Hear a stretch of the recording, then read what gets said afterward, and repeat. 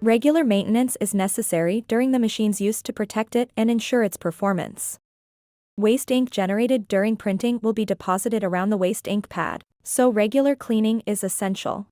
Cotton swabs are provided with the machine for cleaning, and you can spray alcohol on them.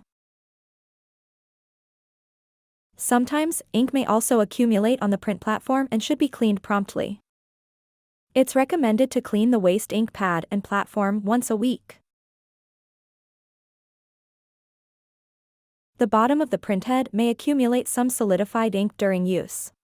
Use a cotton swab to clean it. It's recommended to clean the printhead every 2 weeks.